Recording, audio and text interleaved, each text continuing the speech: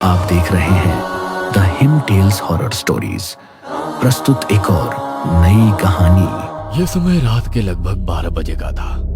मौसम खराब था, सर्द हवाएं चल रही थी और बार बार बिजली कड़कने की आवाज माहौल को डरावना बना रही थी। ऐसे में एक काले लबादे वाला शख्स अपने हाथ में पीतल की मटकी लिए आगे बढ़ रहा था। कुछ ही दूरी पर एक खंडहर नजर आ रहा था जिसके बाहर एक बरगद का बड़ा सा पेड़ था।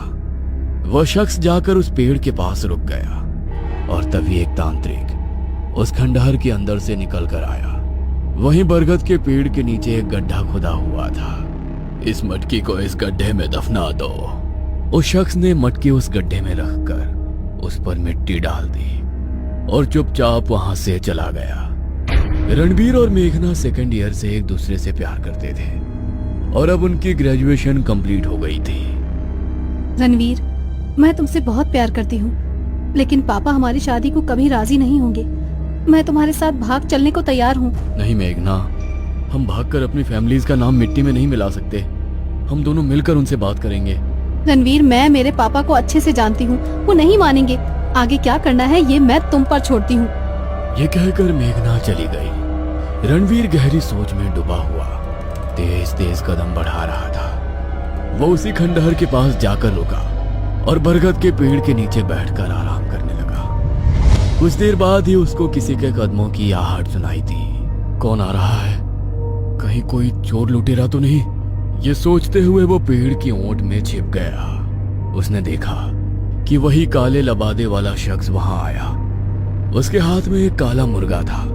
वो ठीक उसी पेड़ के नीचे आकर उसी जगह पर रुका जहां उसने मटकी को गाड़ा था। गुरुजी, मैं आ गया। उसकी आवाज सुनकर वही तांत्रिक खंडहर से बाहर आया। उसके हाथ में एक तेज धार चाकू था। उसने चाकू को अपने चेहरे की तरफ बढ़ाया और कोई मंत्र पढ़कर उस पर फूंका, फिर उस शख्स को दे दिया। उसने मुर्गे को पकड़ा और खच से उसकी गर्दन काट दी। खून टपक कर जमीन पर गिरने लगा। गुरुजी, अब आगे मुझे क्या करना है? तुमने जो मटकी यहाँ गाड़ी थी उसे कल आकर निकाल लेना, फिर उसे अपने घर के एक एकांत कमरे में स्थापित करना। उसके ठीक बाद तुम्हारी जो भी ख्वाहिश हो उसको एक कागज पर लिखकर उस मटकी के अंदर डाल देना। उसके बाद तुम्हारी जो भी ख्वाहिश होगी पूरी हो जाएगी। ये कहकर तांत्रिक अंदर चला गया और वो लबादे वाला शख्स भी वहां से चल दिया।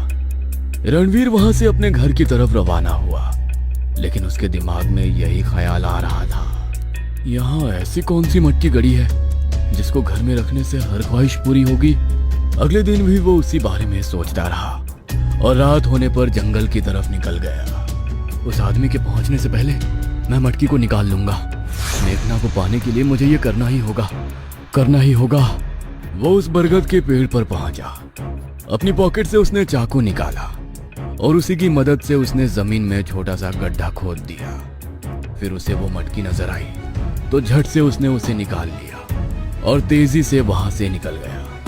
कुछ देर बाद जब लबादे वाला आदमी और तांत्रिक वहां पहुंचे तो गड्ढा खुदा देखकर हैरान रह गए। अरे, यह क्या हुआ? गुरुजी, मेरी मटकी कहाँ है?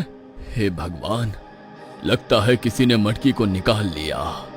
रणवीर ने चुपचाप अपने घर के एक अंधेरे कमरे में उस मटकी को रख दिया और एक कागज पर अपनी ख्वाहिश लिखी। मुझे इतनी धन दौलत चाहिए जिससे कि मैं एक घर ले सकूं और उसके बाद भी इतनी दौलत हो जाए कि मेघना के घर वाले फौरन मेरी शादी उससे करवा दें। यह लिखकर उसने वो कागज मटकी के अंदर डाल दिया और चुपचाप जाकर अपने बेड पर लेट गया। कुछ देर बाद एक गाड़ी रोड से गुजर रही थी। एक सेठ पीछे हाथ में ब्रीफकेस लिए हुए बैठा था। उसके चेहरे पर काफी डर नजर आ रहा था। ड्राइवर, गाड़ी तेज चलाओ, मुझे जल्दी से इस माल की डिलीवरी देनी है। कहीं कोई चोर लुटेरा मिल गया तो प्रॉब्लम हो जाएगी। तभी अचानक से ड्राइवर ने ब्रेक लगा दिए। क्या हुआ? सामने एक लड़की खड़ी थी जिसने बहुत ही हल्की काली साड़ी पहनी हुई थी। उसका आधा चेहरा घूंघट से ढका हुआ था। उसके लंबे और काले बाल थे। उसने अपने हाथ को उठाया और उंगली से कार की तरफ इशारा किया। तभी कार से शीशे अपने आप ऊपर हो गए और दरवाजे भी लॉक हो गए। अरे, ये क्या हो रहा है? सेठ कार से बाहर निकलना चाहता था, लेकिन लॉक बाहर से लगे थे। कार का बोनट अपने आप खुल गया और उसमें आग लग गई।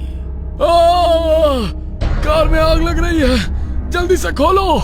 ड्राइवर ने चाबी लगाई और बार बार लॉक खोलने की कोशिश की, लेकिन कार का ना ही दरवाजा खुला ना ही शीशे। आग बुरी तरह लग गई और भन की आवाज करते हुए ब्लास्ट हो गई। ब्रीफकेस उड़कर उस लड़की के हाथ में आ गया। अगले ही पल वो लड़की हाथ में ब्रीफकेस लिए रणबीर के पास पहुंची। उसने ब्रीफकेस को खोला तो उसकी आंखें चौंधिया आ गई। वो पूरा का पूरा सोने से भरा हुआ था। अरे बाप रे! हाथ में इतनी दौलत देखकर उसके चेहरे पर शैतानी मुस्कुराहट छलक आई। रणबीर ने अगले ही दिन एक बड़ा सा घर खरीदा और उसमें अपने फैमिली के साथ शिफ्ट हो गया। उसके बाद उसने मेघना के पापा की कंपनी की एक ब्रांच खरीद ली और फिर अपने परिवार के साथ मेघना के घर पहुंचा। मेघना के पिता ने भी शादी को फौरन हाँ कर दी और कुछ ही दिनों में शादी करके मेघना रणबीर के साथ उसके घर आ गई। रणबीर, तुमने तो अपनी और मेरी दोनों की किस्मत पलट डाली। आखिर तुमने ऐसा किया कैसे? तुमको पाने का जुनून मुझसे कुछ भी करवा सकता है जान। ये कहते हुए उसने मेघना को गले से लगा लिया। रात के ठीक 4 बजे रणबीर की बहन नताशा अपने कमरे में सो रही थी। तभी उसको महसूस हुए कि कोई उसके बालों को सहला रहा है। उसने आंखें खोली तो पाया वही घूंघट वाली औरत उसके सिरहाने बैठी है। उसे देखकर वो बेहद डर गई। वो कमरे से चीखती चिल्लाती हुई बाहर आई तो बाकी मेंबर उसके पास पहुंचे। क्या हुआ नताशा? वो मालती से लिपट गई और बोली, मम्मी, अंदर कोई औरत है घूंघट वाली। कौन औरत है? आओ हमारे साथ।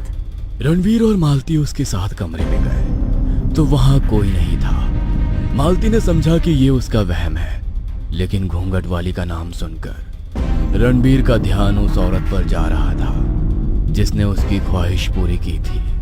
उस दिन के बाद भी नताशा को बार बार वो औरत कहीं ना कहीं नजर आ रही थी। अब रणबीर बहुत ज्यादा परेशान हो उठा था, लेकिन वो किसी को ये बात शेयर भी नहीं कर सकता था। उसे समझ नहीं आ रहा था कि आगे क्या किया जाए। एक रात नताशा अपने कमरे की तरफ जा रही थी कि अचानक किसी ने पीछे से उसके कंधे पर हाथ रखा।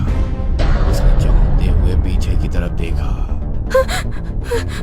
तो घूंघट वाली लड़की उसके ठीक सामने थी। उसने नताशा की गर्दन पकड़ ली और उसको तेजी से हवा में उड़ाते हुए कॉरिडोर के एंड तक ले जाने लगी। मम्मी, भैया बचाओ, मम्मी। कॉरिडोर के एंड में पहुंचकर जो आखिरी दरवाजा था वो अपने आप खुल गया और वो दोनों उसके अंदर चली गई। उसके बाद दरवाजा खटाक से बंद हो गया और फिर सन्नाटा छा गया। सुबह होने पर घर में नताशा किसी को नजर नहीं आई तो सब परेशान हो गए।